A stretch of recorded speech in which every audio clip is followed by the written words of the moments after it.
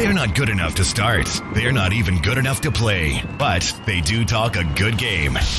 So come join Lou and Jose from the sidelines where all the best sports discussions happen anyway. Welcome in to the Benchwarmerz podcast. Welcome into the program, everybody. I am Lou Ruggieri. That is Jose Ortiz. And this is the Benchwarmerz podcast. Wherever, whenever, and however you happen to be listening to our fine program, we appreciate you taking some of your day to spend it with us. We are going to try to make it worth your while.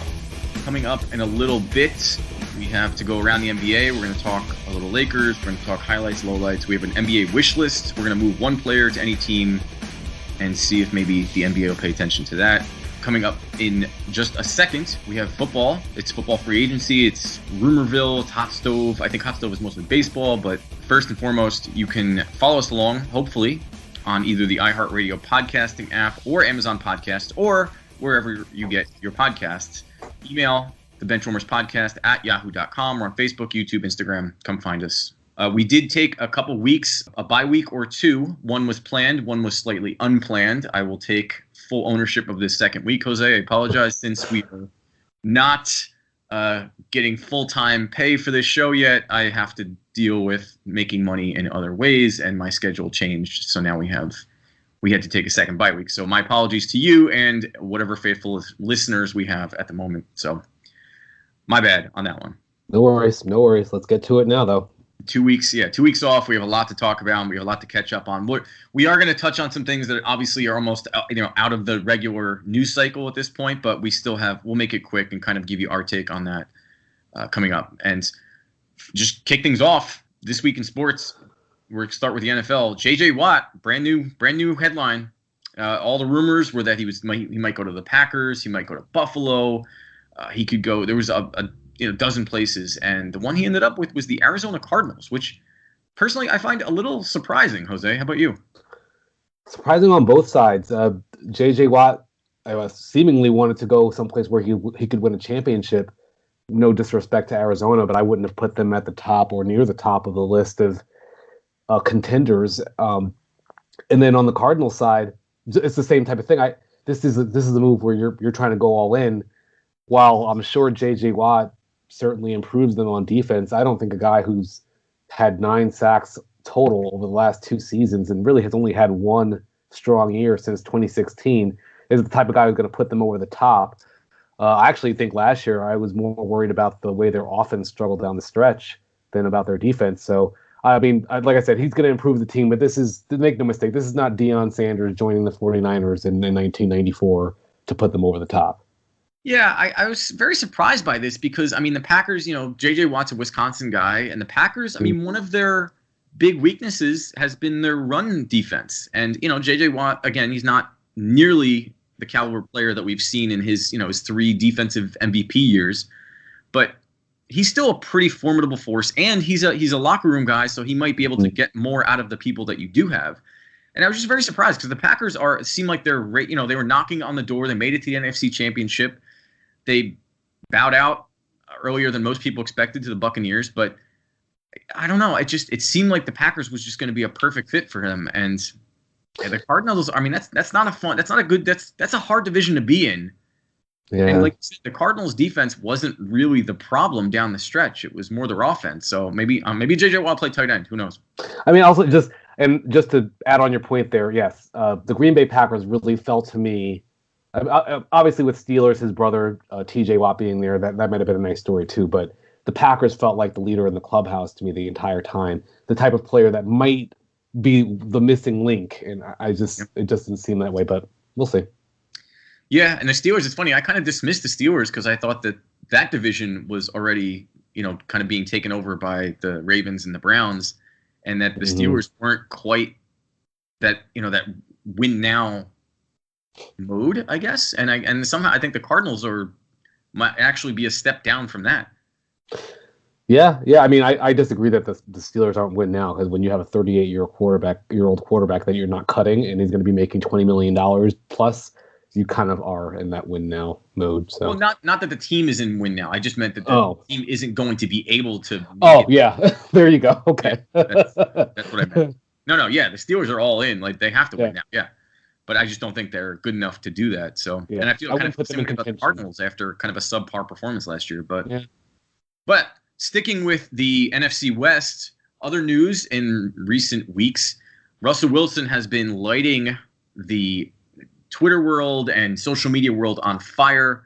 He more or less went on Dan Patrick's show maybe 2 weeks ago and sort of alluded, not so subtly, that he wanted more control and with the organization, and then subsequently has not quite demanded a trade, but said if he were to be traded, I think he listed his agent listed, it was the Raiders, the Cowboys, the Saints, and there was one other team in there. The Bears. The Bears, yes. Bears. Yeah.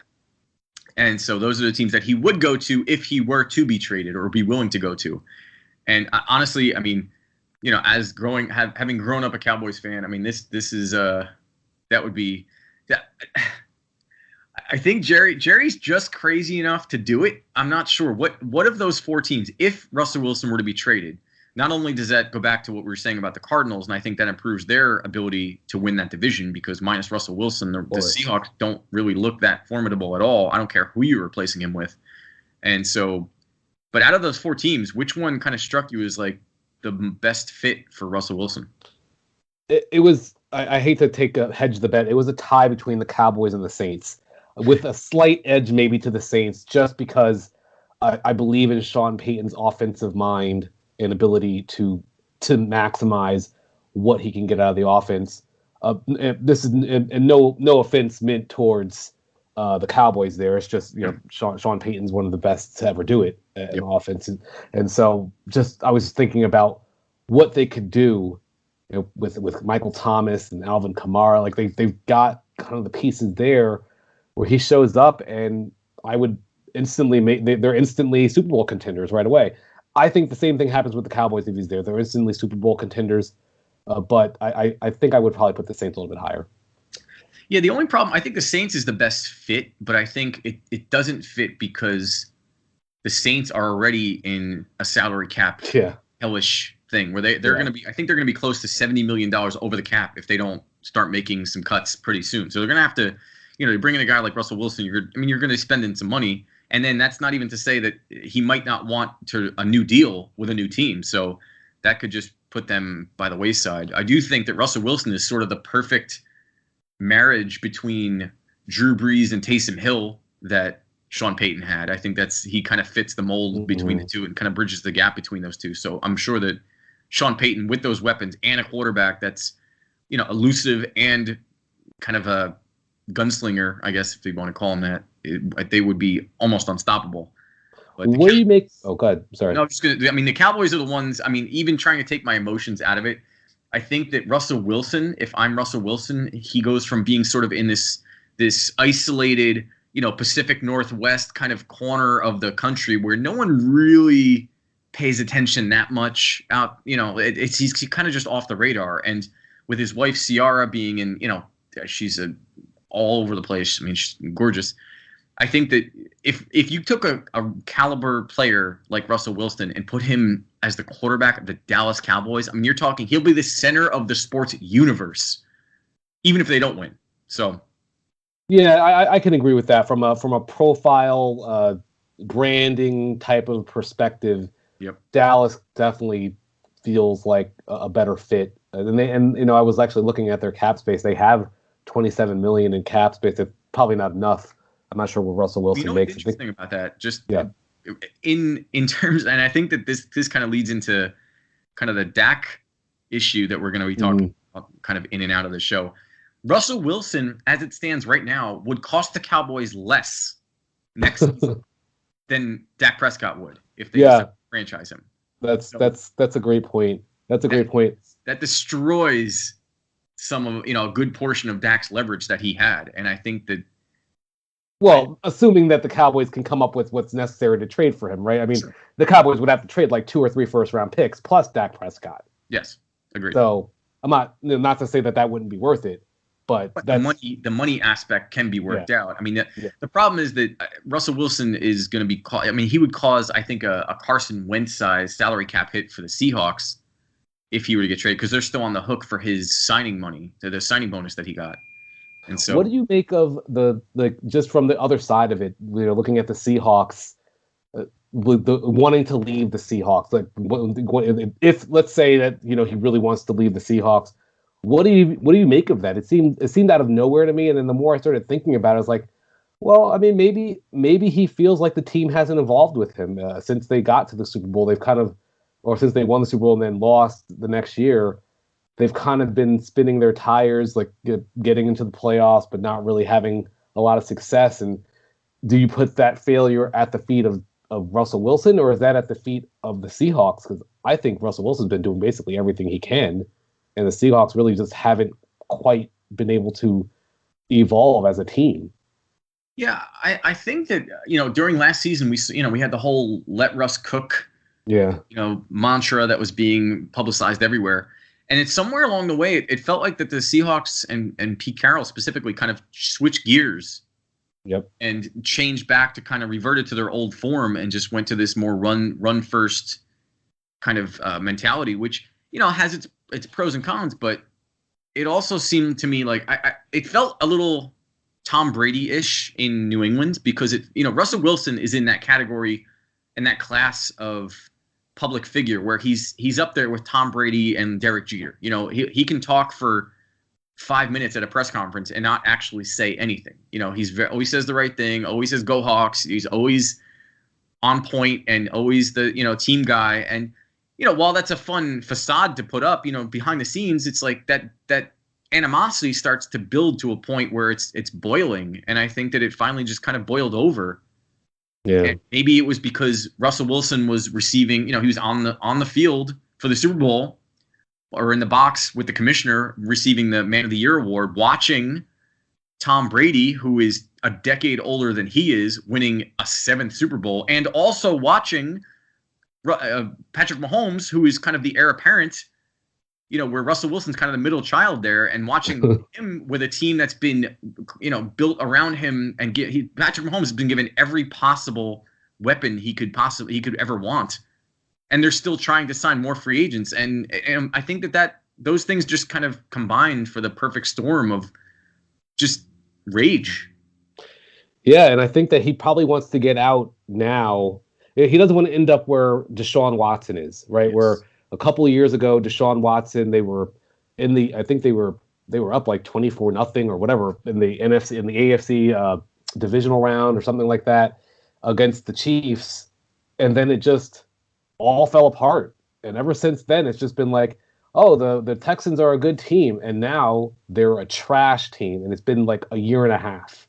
Yep. And that's how quickly things happen in the NFL. And I think Russell Wilson maybe sees the writing on the wall and wants to get out now before it's too late. Yeah, and that leads us to our next story, the third story of the sports week or weeks that were.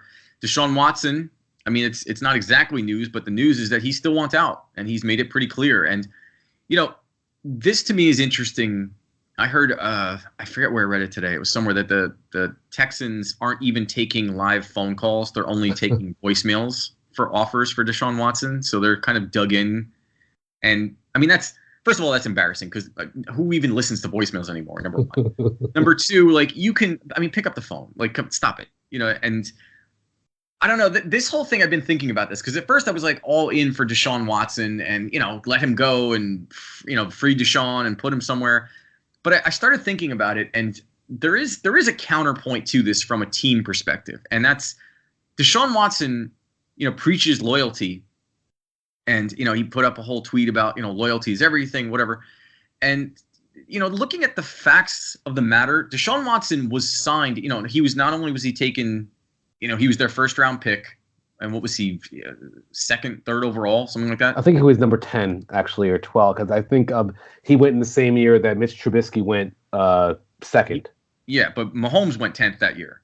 And then Deshaun Watson went 12. He went after Mahomes. I'll just double check that while you're talking, though. Yeah, so either way, they still spent a first-round pick on Deshaun Watson. They signed him 2 years earlier than necessary.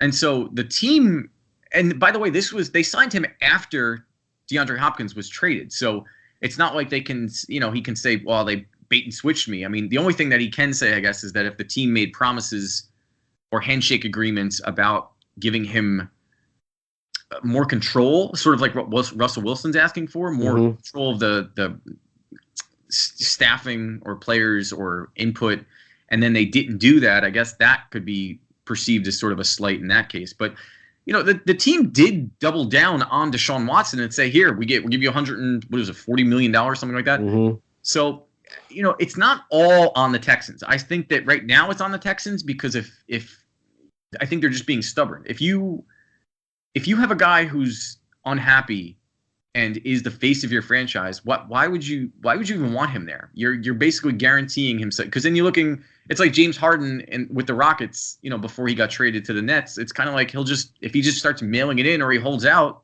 you're in a worse situation. So yeah, Deshaun Watson was the number 12 pick of the 2017 draft. But I kind of agree with what you're saying.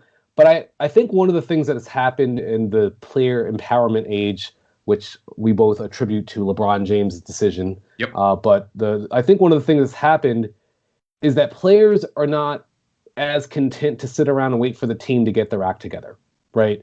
Yep. Deshaun Watson's looking at the Texans. He's looking around at his roster. His best two offensive players, and there's no offense to these two players, they're good players, but David Johnson and Brandon Cooks, right? Those guys might not even start on some teams. Yep. And those are his best two players.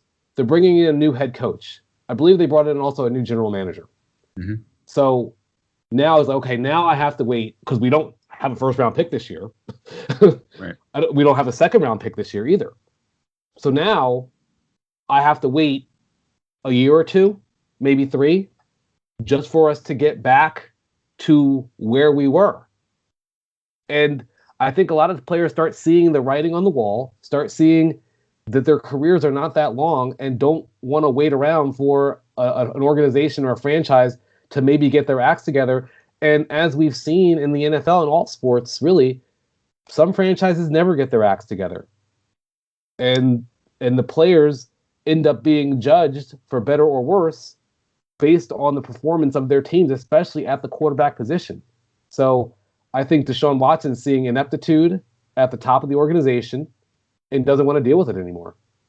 So I think, and this is, I don't know if this isn't a hot take. This is genuinely how I feel, but I think what Houston would want for Deshaun Watson, which is gonna, is rumored to be in the neighborhood of 4 first-round picks. Oh my gosh, I'm sorry. I don't think any team that signs him, it's going to feel like a success unless they win the Super Bowl basically that year. The only team that even comes close to being able to work that is Miami to me, because they'd be able to give up Tua.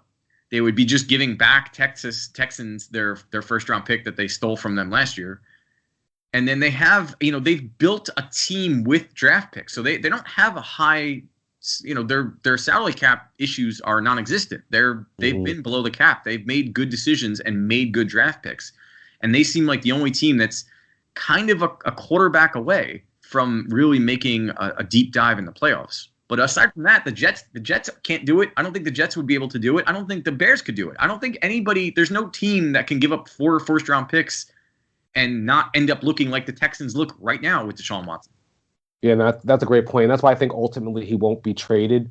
Because you can't just trade him and get nothing. You have to get. I mean, I don't even think it's possible to really get equal value, but you have to get close to equal value. And you're right. No team's going to give up 3 or first-round picks for him, and that's what it's going to take to get him. I wonder if he's really going to follow through with sitting out the year and losing $20 million. We'll see. Yeah, and I think that's the question of value there is something that's interesting, because if he's not playing and he's pouting and sitting on the, and holding out, then what value does he have? He doesn't have any value. He's just sitting there. He's wasting money on the bench. Yeah, that's true. Yeah, because you're still paying that money. You're talking about his value in terms of his top end capability and his ceiling, but if you're the Texans, you're not going to see that ceiling because he doesn't want to be there. Yeah, it's a very interesting spot, because you don't want to just say, okay, well, you don't want to be like, hey, I'll just give you away for a second round pick, right? Like you want to maximize whatever you can get and not just give them away for nothing. Maybe they're just playing a long game and waiting for people to just come with stronger offers. We want to be set up for the next 3 years. One team that won't be coming with an offer for a quarterback is the Indianapolis Colts. And, Carson Wentz trade is a while back, but we were off the air at the time. So just quick synopsis of your take on the Carson Wentz trade from Philly to Indy. Winners, losers, no winners, no losers. How do you feel? What's your knee-jerk reaction to that after having a week or two to kind of process? So my initial reaction was a big win for the Colts. But now it's just a minor win for the Colts for me. Now that I've thought about it a little bit more, the Eagles needed to get something. They needed to get something for him. They got a second-round pick and a third-round pick. That second-round pick can turn into a first-round pick if Wentz plays 75% of the Colts snaps next season, or he plays 70% and they make the playoffs. The 75% of the snaps, assuming he's healthy, seems possible, maybe even plausible, or probable, I should say, for it to happen. On the Colts side, they have a strong young roster without a lot of players who are being really high paid at this point, aside from DeForest Buckner and T.Y. Hilton. And so they look like they just needed better play at the quarterback position. You could take your chance on the draft. You can take your chance signing another free agent, but it feels like your best chance of getting an improvement at the quarterback position is taking a shot on Carson Wentz and seeing maybe a new start, reuniting him with Frank Reich is the way to go. And the Eagles, I mean, look, you had to move on from the contract. Something wasn't working there for whatever reason. It sucks that you spent the number 2 pick on the guy and you're on the hook for some of the money, I imagine. But this was the right move. You had to get out of that contract, and you probably couldn't get much more than what you just got. Yeah, as far as Carson Wentz, I think that Indy is probably the best landing spot he could possibly ask for, not only because of the Frank Reich connection, like you mentioned, but also, I mean, Carson Wentz didn't have any physical ailments this last season. It was just, he's got like the quarterback version of the yips, where he doesn't look sure of himself. He doesn't look like he trusts his own decision making. Maybe it was the play calling that he was suspect about. But you go to a team like Indy, and like you said, T.Y. Hilton's there. They have Michael Pittman from USC, who is starting to look like he's an emerging star. They have a solid, decent running game, and they have probably a top 3 offensive line. So if you have a great offensive line, you can now protect your quarterback who's tired of getting hit. You now have weapons who can separate and get open so that he doesn't necessarily have to be struggling to throw them open. And so Andy has a coach that he trusts, so the play calling is not going to be in question, presumably. But so it's sort of the best case scenario. And I think that Carson Wentz, I think his floor is basically what we saw from Phillip Rivers last year. I don't think exactly. It's like it's kind of a win-win. It's like, all right, well, at worst, we're just going to kind of be what we were, which is, a playoff team that could have won a playoff game if slightly better decisions were made. It wasn't a play execution. It was play calling. That was the problem. Yeah. So. Which, I mean, you just alluded to play calling maybe being the problem last year with the Eagles. But no, I mean, it's fair. That's a great point that I hadn't considered, right? Like, at worst, he's going to be what Phillip Rivers was last season. At best, maybe he's back to top 10 quarterback again. So yeah, when he had weapons on Philly, I mean, he was an MVP candidate, and then Philly had that just litany and barrage of injuries to every position. Excuse me. And so I don't know. I think it's a good place for him to land. Absolutely. Excuse me. So moving to quarterbacks speaking of quarterbacks still, next news story is not necessarily a news story, but Ben Roethlisberger has said he wants to be back in Pittsburgh. Excuse me. And the owner, Art Rooney, said that he wants Ben to be back. I don't know if this is a great idea. I mean, we kind of talked about it earlier with J.J. Watt. I personally don't think that Ben is going to be an asset. He's going to be more of a liability. Listen, at this point, I look at Big Ben as a quarterback in that maybe 8 to 14 range. Like, I'm not sure if he's a top 10 quarterback, but he's in that. He's still a top half quarterback in the NFL, I think. And that's where we kind of are in the NFL with quarterback play, where you're a team that thinks they have a chance to win, right? Obviously. So who are you getting that's improved? Like who are you signing right now that's an improvement over Ben Roethlisberger? You trading for Dak Prescott, who may or may not even be an improvement. Like who you're not drafting a player, and obviously you're drafting quarterback didn't help. Didn't help. We see how bad Mason Rudolph has been. So I mean, it just feels like this was a team that went 11. They're looking at themselves as, look, we went 11-0 to start the season last year. Then it hit a bit of a wall. They're probably making excuses saying the COVID, non-bye week stuff kind of messed them up, and they had some injuries late in the season. They're looking at themselves as a team that is contending for a playoff, for a Super Bowl, based on the first half or first 3 quarters of the season last year. And so if that's the way they're viewing their team, you kind of have to resign Big Ben. Who are you putting there? Well, I mean, they have the 24th pick overall in the 2021 draft. So you're not in a position to get one of the top flight quarterbacks coming into the draft. That leaves basically what you just said. They leaves free agency. And I do think Dak Prescott would be an improvement over Ben Roethlisberger at this point, just by virtue of his presumed mobility and his youth. I mean, I think that he would just be a better fit at this point because, Ben, he's 38 years old. I mean, that's the thing. It's would you want Ben Roethlisberger instead of Jimmy Garoppolo for your 49ers? I'm sorry. No, I would. I don't really think that. I don't think there's much of a difference between the if it depends on what we had to do, right? If we just had to sign him and just pick him up, then yeah, fine. I'll let him compete, right? Bring him in, let him compete. I've never been. I wouldn't say I've never been a huge fan, but in the last year, I've kind of cooled down on Jimmy Garoppolo as a legitimate NFL starter. I thought he was on the way to stardom, like I think a lot of people did, and overstated that a little bit. I look at him now as an average quarterback in the NFL, a starting quarterback nonetheless, and I think that Ben Roethlisberger is a little bit better than that, right? Just a little bit better than an average starting quarterback, maybe it's like slightly above average starting quarterback right now.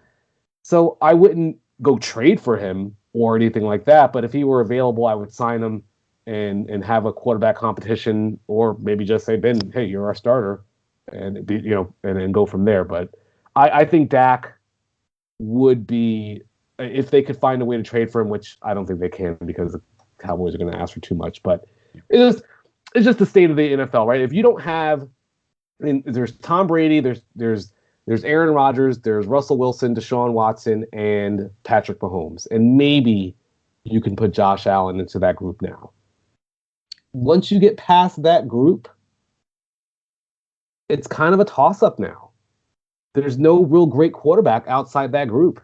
Yeah, Ben Roethlisberger to me feels like he's starting to get into that Joe Flacco era, that post Super Bowl post Ray Lewis Joe Flacco era territory. In the first half of the season last year, he was kind of playing like, I wouldn't say at an MVP level because Russell Wilson was lighting the world on fire at that point, but he was playing at an upper echelon level, and then just kind of tailed off towards the end of the season, which may speak to just his age a little bit.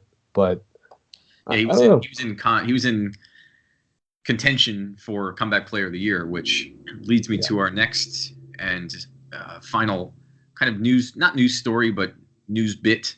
Alex Smith, while he's not necessarily a free agent yet, there's a report that he's going to be done in Washington as of, I think, this week. So that puts him, I want to list these guys off, franchise tag candidates. Obviously, Alex Smith isn't one of them, but he's going to be available. So Dak Prescott, Kenny Golladay, Chris Godwin, Hunter Henry, Allen Robinson, and honorable mention Alex Smith.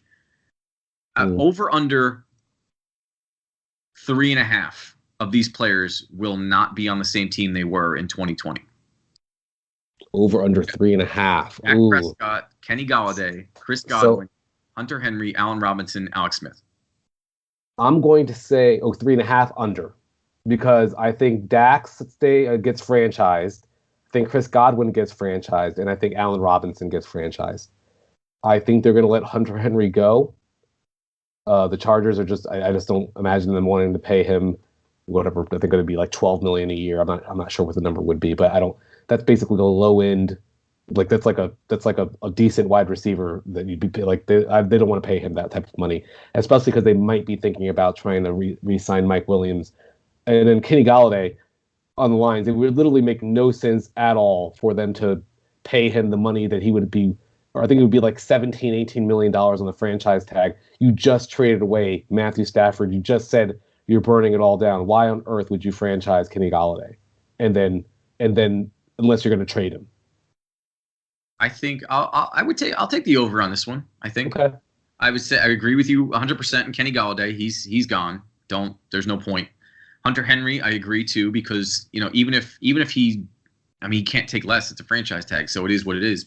And they're only paying for about 8 games of production. Hunter Henry's got a pretty substantial injury history and track record for not being certainly not the most durable guy in the world. Yeah, a physically durable guy. Yeah, and then Allen Robinson. I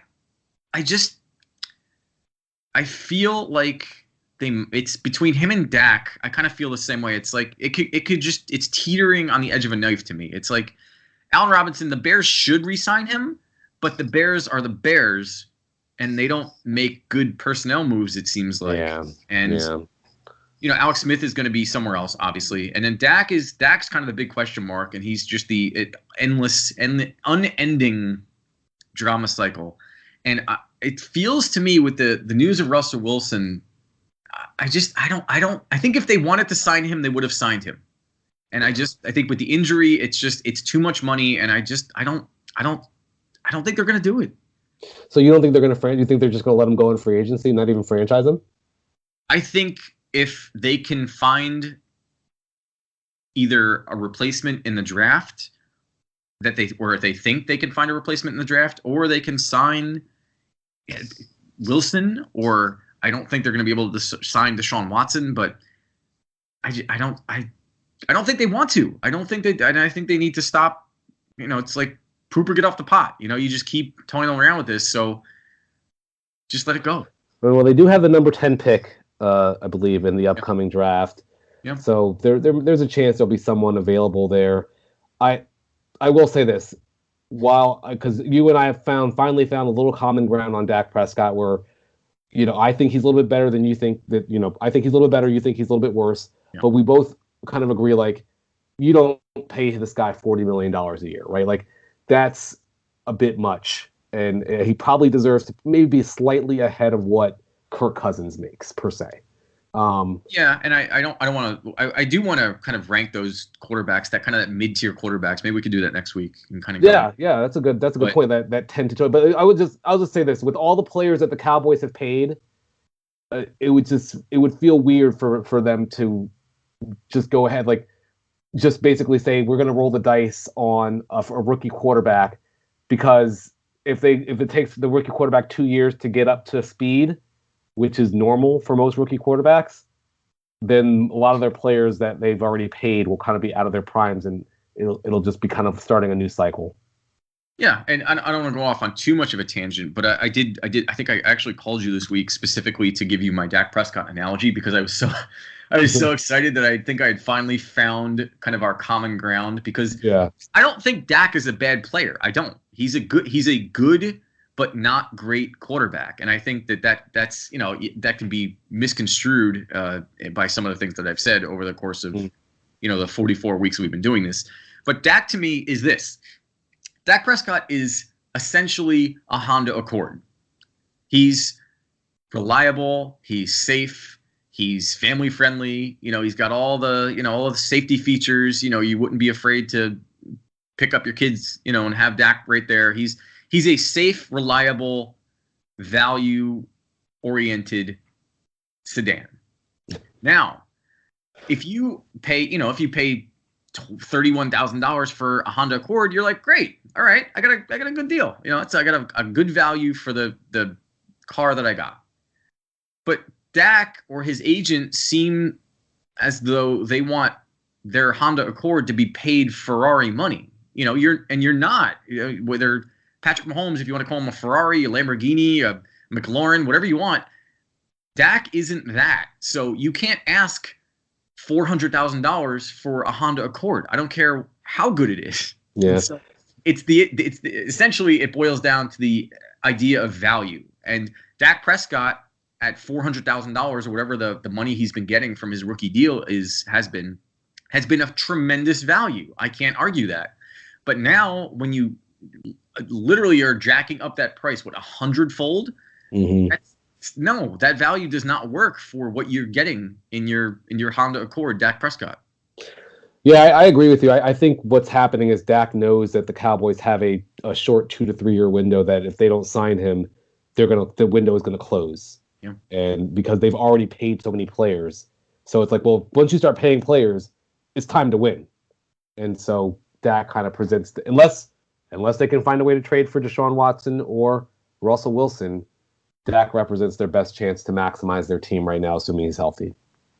Yeah, I mean, I guess I really can't disagree with that. The only other way they could do that, in my mind, is if they were to move up to get one of the rookie quarterbacks that, whoever is going to be the next, if there's going to be a next Justin Herbert that isn't Trevor Lawrence, might be the way. But then that's still a riskier bet than the devil essentially. Assuming that Dak is healthy, right? That's the one thing I just want to throw out there. He got injured last year. Yep. We don't know that he's healthy, so. Yeah, it seems like he's on the mend and he'll be fine. But yeah, you're right. You never know. So, all right, we're going to take a break in a second. But real quick, we're going to do this for the NBA coming up. And I want to do this really quick for the NFL. And in the spirit of the season of free agency, I want to do a wish list. And it's just going to be one player and one player to move to any team. Any player to move to any team. If you could have your way, if you had wave your magic wand, which player would you move to which team? And we're going to, like I said, we're going to do it for the NBA coming up after the break. And right now, I just want to know, Jose, in the NFL, if you could have anything you wanted, what player would you move to what team? So this is a little bit selfish. The team is the 49ers, and I think that we're a quarterback away. I initially said Dak Prescott to the 49ers, and then I was like, why am I shooting for silver when I can have gold? So I want Deshaun Watson on the 49ers. I think, listen, Russell Wilson would be great there too, but Russell Wilson's a little bit older. So I'll take Deshaun Watson's youth. And yeah, give me Deshaun Watson on the 49ers.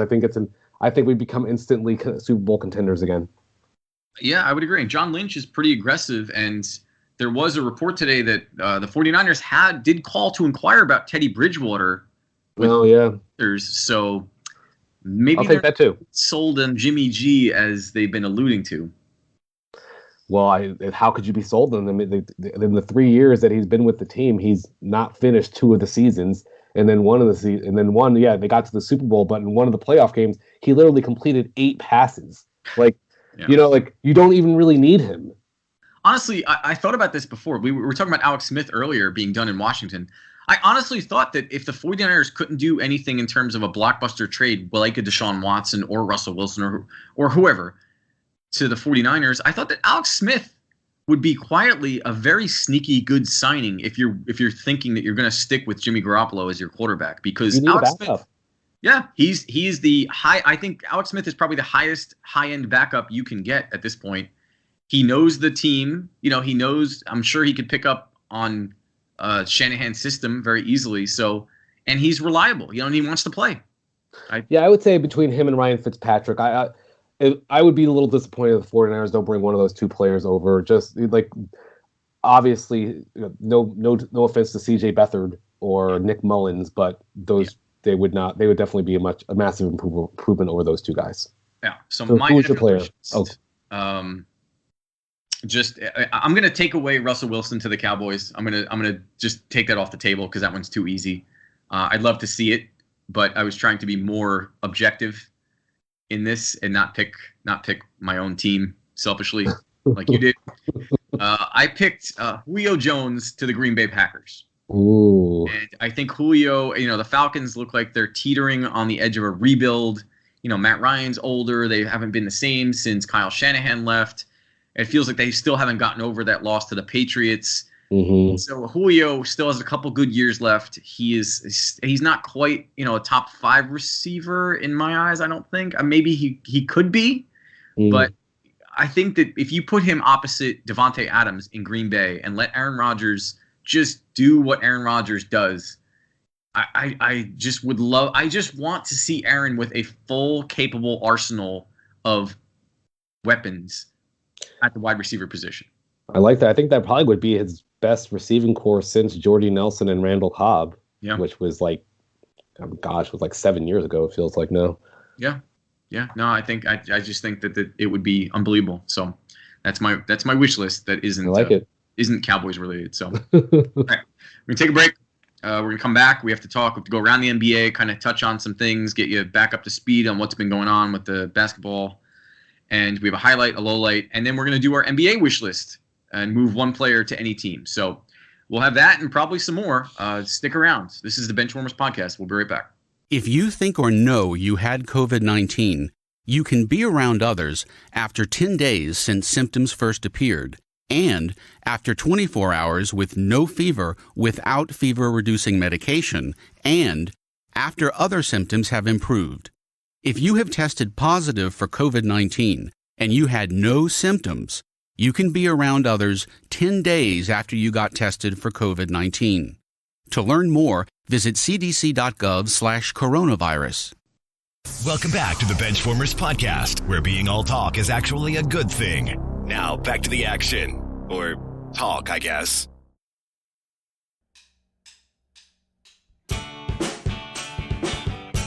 Welcome back to the program, everybody. I am still Lou Ruggieri. That is still Jose Ortiz, and this is still the Benchwarmers podcast. Appreciate you taking some time to spend it with us. Hopefully it's been a good time thus far. A lot of NFL news in the first segment.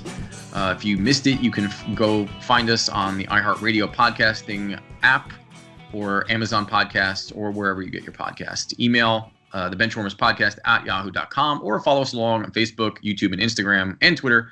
We're sort of making a little bit more noise in the Facebook world, and we have something coming up that I think is going to be a lot of fun, and it has to do with March Madness, and I am looking forward to this. I've been looking forward to this for a very long time, Jose. I'm going to tease it now. We could probably bring it about next week and talk about it. I think it's going to be it's sports related, but it's going to be more fun than that. So that is something to look forward to. Right now, I'm going to go around the NBA. We have a few things to cover, kind of get you checked in with what's going on in the NBA season. It's not quite as exciting as NFL, but it's live sports, so it's exciting enough.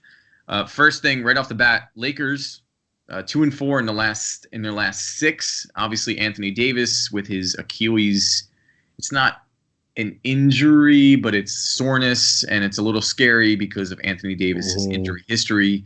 Schroeder's been out. Are you concerned about the Lakers going 2-4?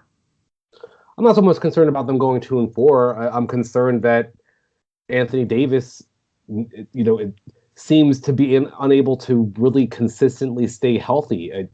It just feels like every few games, like he'll start playing well, and then all of a sudden he lands awkwardly on his foot, or something happens and he's out. And the Lakers they're clearly a much more dominant team when he's out there playing at their best, which obviously makes sense. He's one of the best players in the game.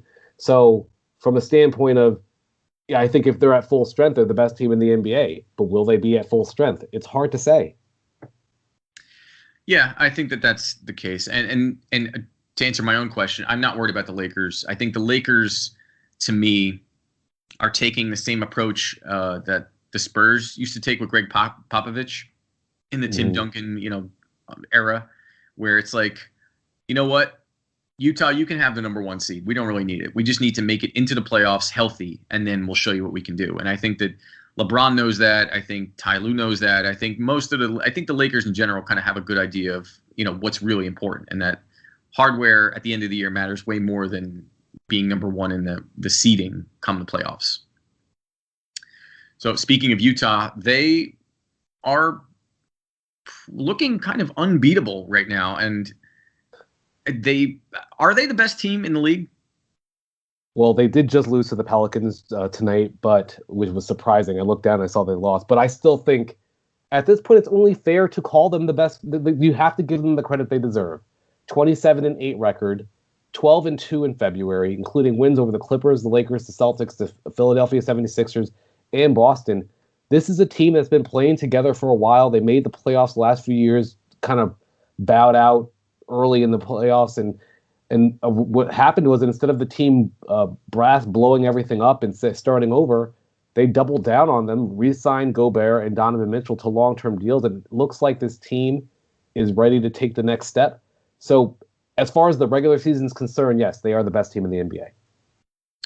Yeah, and the Jazz are 27-8, and the one thing about the Lakers that I'll say that and sort of ties into the Jazz is that last season it's starting to feel a little, and it's kind of I'm not sure about it yet, but it seems like maybe with that long break, that unscheduled break that COVID caused in the middle of the NBA season, it gave them a chance, Anthony Davis and LeBron, who's getting up there in the years and the miles, a chance to really rest and be at full strength come the playoffs. And so they don't have that. And in fact, it's further exacerbated by the fact that the turnaround for the season was much, much shorter than it's ever been before.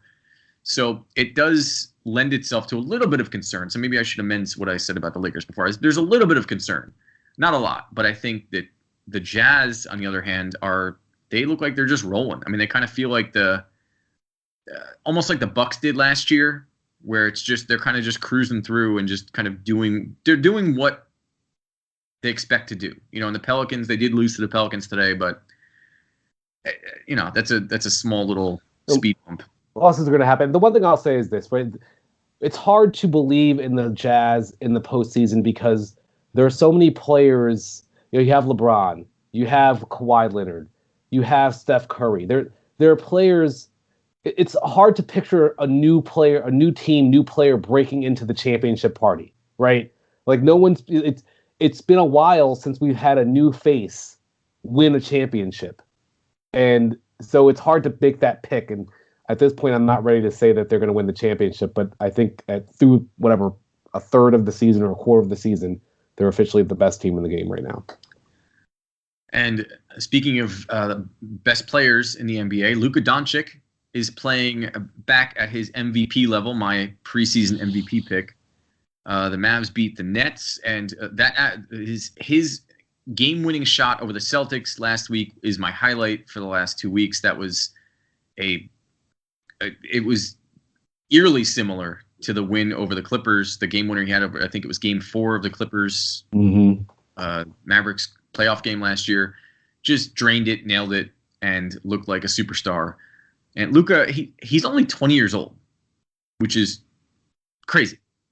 But he's playing at an MVP level, and so I'm hoping I root for him. I don't know if I root for the Mavericks, but I definitely root for Luka to do well.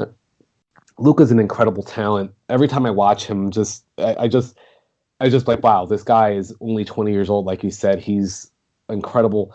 They closed the month of February with a 7-2 run.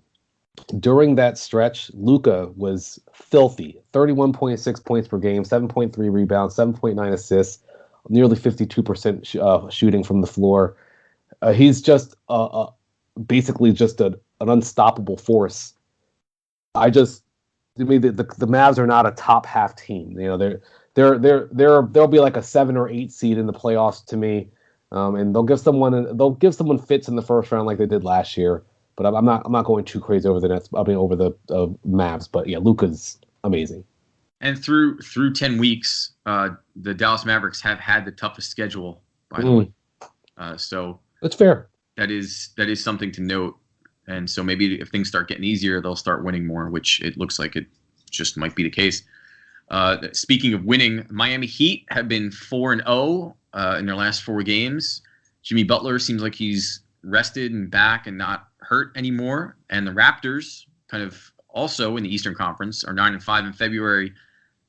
Both teams are 17-17. Which of these two teams do you feel better about moving forward? Well, it's easily the Miami Heat for me. They're not only they're in a much easier division, right? Well, you look at the I think they're in the I always forget the divisions. The Southeast Division. Yep. In Charlotte is their number one competition. Like Miami should run away with that division. Meanwhile, Toronto's got to deal with Philadelphia, Brooklyn, and a surprising New York team, which kind of actually brings me to my low light of the week with the Eastern Conference playoff picture right now. The Knicks are currently the number 4 seed in the Eastern Conference with an 18-17 record. I just want to repeat that. The New York Knicks are the number 4 seed. The NBA New York Knickerbockers? Yeah. And I can't remember the last time they were actually 18-17 is not, I don't want to say it's a bad record, but you look at the other 5 teams that are in, that are the other teams that are below are basically either at 500 or below 500. Meanwhile, Golden State is number 8 seed in the Western Conference with a 19-16 record. So it definitely just brings me to my low light of the week where the Eastern Conference is just bad. And so you look at the Heat, they're going to get into the playoffs just based on being in maybe the worst division in that conference. And then the Raptors, they've got to deal with Philadelphia, Brooklyn, the Knicks, who are suddenly a force, and Boston. So it just feels like the Raptors are kind of at best going to be the third best team in that division. So yeah, I would agree. And my low light is actually I kind of had a tie for low light of the week. One is a little more broad stroke, and one is a little more specific. The specific one is that the Rockets had a 49-point loss to Memphis. Oh my gosh! Yeah, how did I miss that? Yeah, it was not good. They're 0-4 in the last 4 games, and it's not good. It's not good at all. The other low light is not necessarily a low light. Maybe it's more of a question, and this could have been a separate thing. But the low light is the Golden State Warriors and their choice of James Wiseman instead of LaMelo Ball. And it just because I was watching LaMelo Ball right now is leading all rookies in points, rebounds, and assists, and he looks like a bona fide superstar. And that's not to say James Wiseman hasn't looked bad. He's playing well, but through the season thus far, 24 games played, 12 points, 5.9 rebounds, and just about half an assist a game. While LaMelo is 15.3 points a game, 6 rebounds, and 6.3 assists a game. And I couldn't help but wonder if LaMelo Ball was now playing, especially with the absence of Klay Thompson, opposite Steph Curry. I just wonder what the Golden State Warriors would look like. And I wonder if the Golden State Warriors have been wondering what they would look like if they had gone a different way with their first pick. What I can't remember is if Klay Thompson got hurt before or after the draft. I believe it was before. It was right before. Yeah. I mean, I think these type of things they're going to shift. Last year looked like Ja Morant was the better pick than Zion Williamson. It certainly doesn't look like that this year.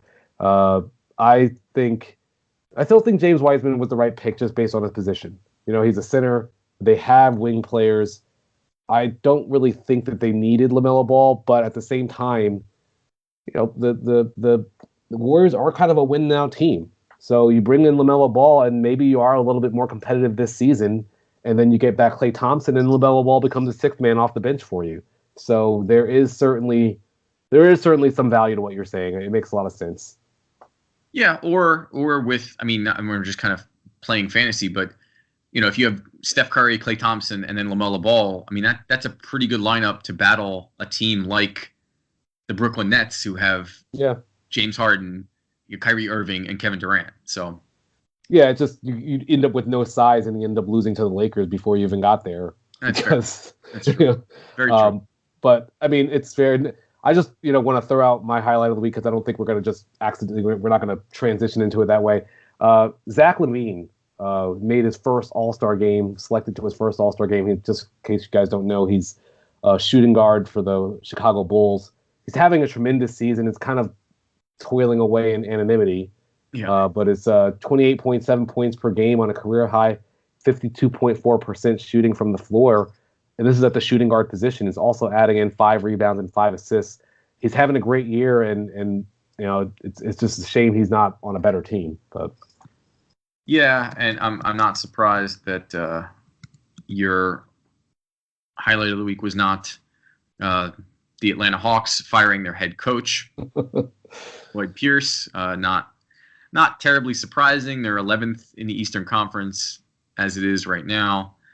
and that it's 14-20. I mean, they're just not good. So it's newsworthy, but it's not really comment worthy aside from just the obvious. Yeah, they just don't have a good team, and not to say Lloyd Pierce didn't deserve to get fired. It's just I'm not usually a fan of coaches getting fired like this early. That he didn't even finish his third season, but perhaps they see something he's doing wrong. But to me, they don't have a good team outside of Trae Young. Yeah, I would agree. I mean, they have a couple players on there. I think Rondo's there, but Clint Capella's there. But yeah, I mean, it's not a bad team. Maybe it can be better, and maybe that's what the Hawks are hoping because there is some talent there. So speaking of bad players or good players on bad teams, like you just mentioned with Zach Levine, we're going to do our NBA wish list. We did the NFL wish list earlier in the show. We picked one player to move from one team to another in the era of this free agency in football. So we figured why not do it in basketball as well. And again, if you didn't hear it, you can go back to either the iHeartRadio podcasting app or Amazon Podcast or wherever you get podcasts and go back and listen to our picks in the first hour. Jose, who is on your NBA wish list? You have one player to move to any team. Who do you want to see moved where? Yeah, well, I actually stuck with Zach Levine here, just because I just pictured him being on a team like the Milwaukee Bucks, where you have a dominant guy like Giannis, but then after that, Jrue Holiday and Chris Middleton, they're good players, but they're not great players, and I think with Zach Levine on that team might turn them into like a superhero team, like they just. They're not a super team, a superhero team. Like they would just have, it would be almost impossible to stop them. As it is, it feels like if you can just kind of contain Giannis, they're not going to really be able to beat you in the postseason. So I just think they need more firepower on offense, and Zach Levine would be that player. And then he wouldn't also have to toil away in anonymity on I mean, his NBA career has been on the Minnesota Timberwolves and the Chicago Bulls. Like you cannot be on two I don't think you could pick two worse franchises to be on other than maybe the Knicks, but still. Yeah. Well, my NBA wish list it's Bradley Beal. And I think I've said this a few times before, but free Bradley Beal, please. Just let him go. Washington, you're not going anywhere. You're not doing anything. Just give it up.